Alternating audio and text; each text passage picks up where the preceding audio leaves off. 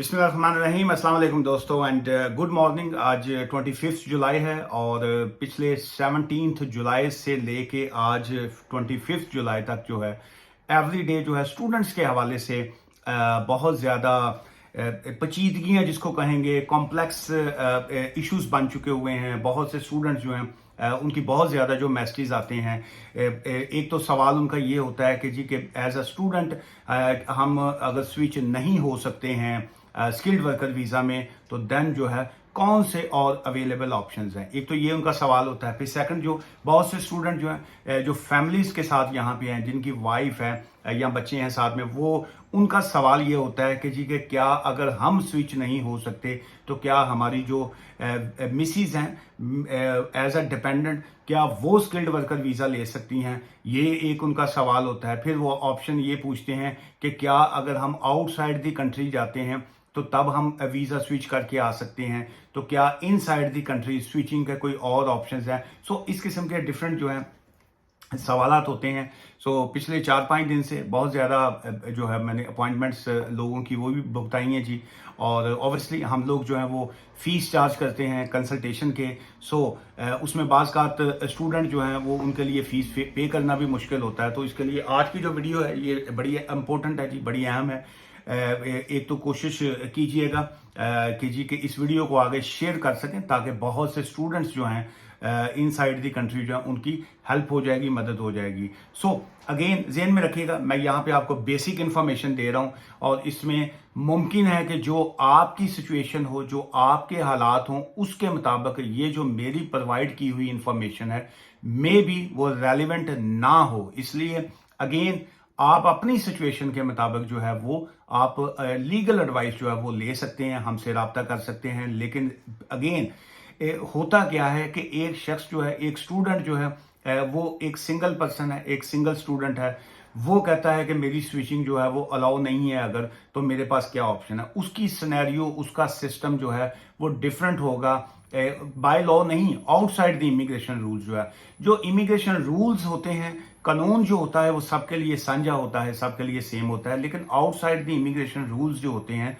वो some time जो है वो आपके कंपेलिंग एंड कंपैशनेट सर्कमस्टांसेस की वजह से हालात के मुताबिक जो है वो चेंज होते रहते हैं। सो अगर एक स्टूडेंट सिंगल स्टूडेंट है, मे बी उसकी सिचुएशन डिफरेंट हो। एक स्टूडेंट जो है वो फैमिली के साथ है, उसकी वाइफ है, उसकी सिचुएशन माइट भी वो डिफरेंट हो। एक स्टूडेंट साथ में उसका कोई बच्चा है, एक बच्चा है या दो बच्चे हैं, जो भी इबादत, वो एज अ फैमिली यूनिट आ जाता है। उसकी सिनेरियो, उसका सिस्टम जो है वो डिफरेंट होगा। सो इसलिए इज ऑलवेज एडवाइजेबल कि आप अपनी सिचुएशन के मुताबिक जो है वो लीगल एडवाइस जो है वो लाजमी ले लिया करें। अब कल भी एक कपल एक आया था, उन्होंने जब पूछा कि जी के क्या उनकी मिसिस जो है वो डिपेंडेंट के तौर पे जो है वो उसमें शिफ्ट हो सकती हैं कि नहीं स्किल्ड वर्कर वीज़ा में। अब उनका सिनेरियो ऐसा था कि वो उनके लिए कि जी चूंकि वो यूनिवर्सिटी से भी डिफॉल्ट था, उनका पेमेंट्स भी नहीं हुई थी, तो उसके लिए अब कानूनी तौर पे जो था उनकी सिचुएशन डिफरेंट थी। उनको यही जवाब दिया गया कि जी कि आप अगर अप्लाई करेंगी तो आपकी रिफ्यूजल आएगी, लेकिन माइट भी आपकी सिचुएशन डिफरेंट हो। अब अगेन इसी पॉइंट को मैं एक्सप्लेन करने से पहले थोड़ा सा एक और मैं आपको सिनेरियो बताता जाऊं। मैरिज विजिटर वीज़ा पे जब आप यूके में आते हैं या आप विजिट वीज़ा के ऊपर आप यूके में आते हैं, उसकी मैंने खैर वैसे वीडियो अपने यूट्यूब अकाउंट पे भी अपलोड की थी और उसमें मैंने बैकग्राउंड के ऊपर जो था वो दोनों वीज़ास की जो थी कॉपीज जो थी वो भी मैंने पीछे एज अ बैकग्राउंड वो अटैच कर दी थी। वो चाहे तो आप जूम करके देख भी सकते हैं। उसमें एक साइड पे लिखा हुआ उसका सी विजिट वीज़ा जो था वो लिखा हुआ था। सेकंड साइड के ऊपर जो उसका वीज़ा स्विच हुआ है इनटू मैरिज वीज़ा जो है उसकी भी मैंने साथ में बीआरपी की कॉपी जो थी वो लगाई थी। अब उसमें सीन क्या था, वो ये था कि जो मैरिज विजिटर वीज़ा, जो स्टैंडर्ड विजिटर वीज़ा होता है उसकी मुख्तलिफ शेप्स होती हैं। कोई मैरिज विजिटर वीज़ा होता है, कोई फैमिली विजिटर वीज़ा होता है, आप फैमिली को मिलने आते हैं या एक नॉर्मल विजिट पे आप आते हैं।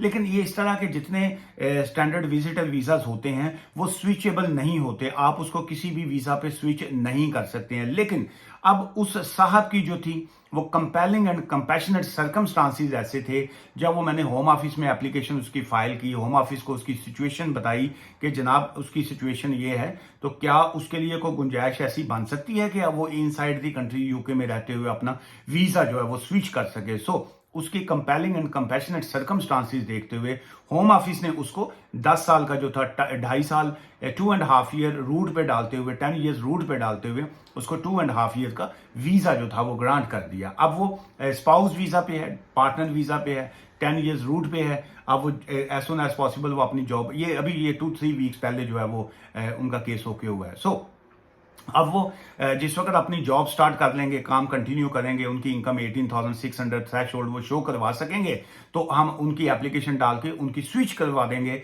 उनका इनटू 5 ईयर्स रूट। सो इसका मतलब है हर केस की एक जो नोयत होती है वो डिफरेंट होती है। सो अब अगर हम स्टूडेंट की बात करें तो आफ्टर 17 जुलाई 3 PM के बाद जो है एक स्टूडेंट यूके में रहते हुए until he will complete his जो अपना कोर्स है, जब तक उसको कंप्लीट नहीं करेगा वो उस पे स्किल्ड वर्कर वीजा पे नहीं जा सकता। ये तो हो गया वेरी क्लियर जी लॉ, इसमें तो अब कोई गुंजाइश बाकी नहीं है। अच्छा, अब इसमें सेकंड आ गया, क्या उस स्टूडेंट की जो डिपेंडेंट है, उस की जो वाइफ है या उसकी जो पार्टनर है, क्या वो स्किल्ड वर्कर वीजा के ऊपर एप्लीकेशन फाइल करे तो वो जा सकती है? Then the answer is yes, क्योंकि उसके ऊपर तो कोई पाबंदी नहीं लगाई। ये जो चेंज ऑफ स्टेटमेंट आई है 17 जुलाई को, ये तो बिल्कुल ये ओनली फॉर स्टूडेंट्स हैं, तो इसमें उसके ऊपर उनके डिपेंडेंट पे तो कोई पाबंदी नहीं है कि जी के dependent can switch to skilled worker visa, that's fine, इसमें कोई इश्यूज नहीं आ रहे।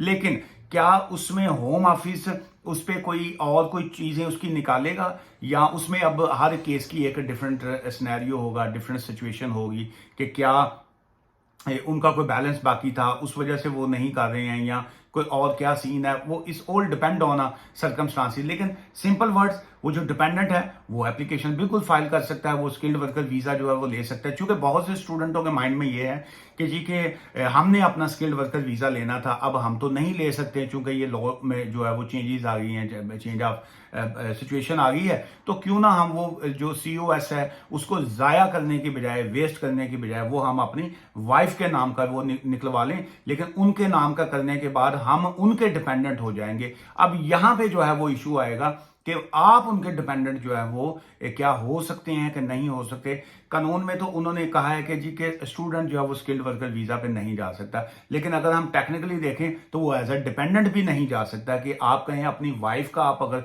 मेन वीजा करवा लेंगे, क्योंकि बहुत से लोगों के माइंड में यही चल रहा है कि जी के मैं अगर स्टूडेंट हूं, मेरा वीजा अब मैं स्किल्ड वर्कर वीजा पे नहीं जा सकता हूं, मैं अपनी वाइफ का जो वीजा है वो स्किल्ड वर्कर वीजा करवा लूं। जो ही मेरी वाइफ का स्किल्ड वर्कर वीजा हो जाएगा, मैं अपना वीजा जो है वो एज अ डिपेंडेंट करवा लूंगा वाइफ के ऊपर, जो है वाइफ का स्किल्ड वर्कर वीजे का मैं डिपेंडेंट हो जाऊंगा। अब यहां पे इश्यूज आएंगे, लोग एप्लीकेशन फाइल करेंगे, क्या होम ऑफिस इसको अलाउ करेगा कि नहीं करेगा। मैं ये समझता हूं बाय लॉ उनका मकसद ही यही है कि स्टूडेंट जब तक अपनी डिग्री को कंप्लीट ना करे उसकी वीजे की स्विचिंग जो है वो हम उसको अलाउ ना करें। अब उसमें फर्दर जो इसकी लाइन आ रही है लॉ में, जो क्लियरली उन्होंने लिखा है, उन्होंने कहा जी a student visa holder can no longer switch into being the dependent of a skilled worker, global business mobility worker वो भी आ गया, और वो जो international sports person scale up visa completing the course of study for which their confirmation of acceptance for study was assigned, जो है जब तक वो उसको कंप्लीट नहीं करेंगे हम उसको स्विचिंग जो है वो अलाउ नहीं करेंगे। लेकिन क्या अब स्किल्ड वर्कर, उस स्टूडेंट की वाइफ ने स्किल्ड वर्कर वीजा ले लिया, तो एक तो वो ऑब्वियसली वो उन्होंने अप्लाई कर दिया, वो ले लिया।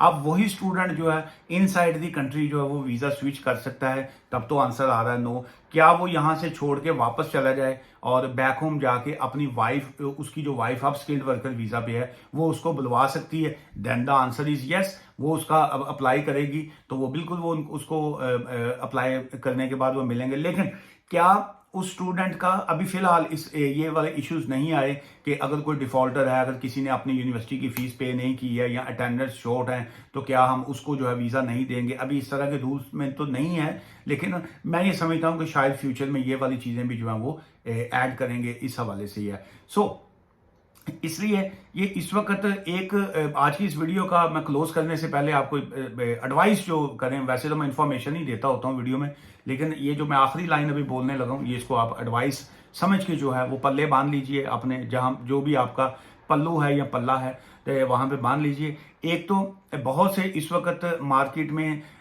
जो स्कैमर्स हैं, जो फ्रॉड हैं, जो इस वक्त वीज़ा बेच रहे हैं, वो आपको चक्करबाजी करेंगे, हम आपका वीज़ा चेंज करवा देंगे, ये कर देंगे, वो कर देंगे, उनसे बचिए। वो कहते हैं ना जी कि जब तक लालची जिंदा है धोखेबाज भूखा नहीं मरता। ये एक बड़ा एक मशहूर एक लाइन है कि जब तक लालची जिंदा है धोखेबाज भूखा नहीं मरता। सो अगर आपको लालच ये होगी कि जी हमारा वीज़ा चेंज हो जाएगा और धोखेबाज की दिहाड़ी लग जाएगी, सो उससे इससे बच के रहिए, क्योंकि इस वक्त मार्केट में जो है ऑब्वियसली जिन लोगों ने स्पॉन्सर्स लाइसेंस निकलवाए हुए थे स्टूडेंटों को बेचने के लिए, उन्होंने तो तुसी जड़ा ना रातों रात उन्होंने तो बिजनेस तबाह कर दी है।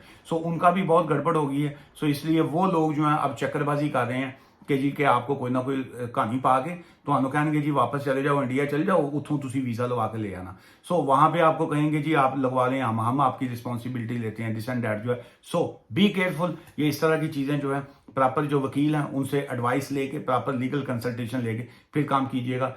आज की वीडियो से मुझे इजाज़त दीजिए और मुझसे मिलना चाहें तो आप बारी लॉ एसोसिएट, मैं ब्रैडफर्ड में होता हूं जी।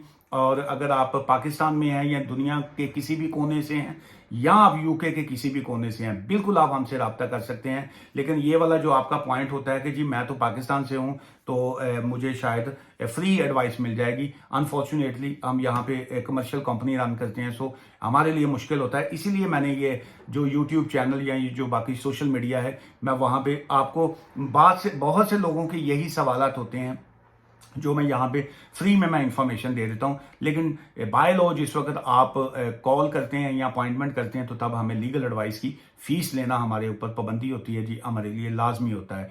व्हाट्सएप के ऊपर या जो वो नंबर दिया गया हुआ है 07469259470, उसके ऊपर डायरेक्ट कॉल ना किया करें जी, सिर्फ मैसेज किया करें। टेक्स्ट जिसको कहते हैं, मैसेज कर सकते हैं व्हाट्सएप के ऊपर भी मैसेज और नॉर्मल नंबर के ऊपर भी मैसेज। हमारी जो एडमिन टीम है वो वापस आपको रिप्लाई देती है कंसल्टेशन फीस के लिए। जब आप वो पे कर देते हैं तब मैं या बाकी जो हमारे वकील हैं फिर हम आपको कॉल बैक करते हैं जी। दुआओं में याद रखिएगा। Take care, thank you ji, bye for now.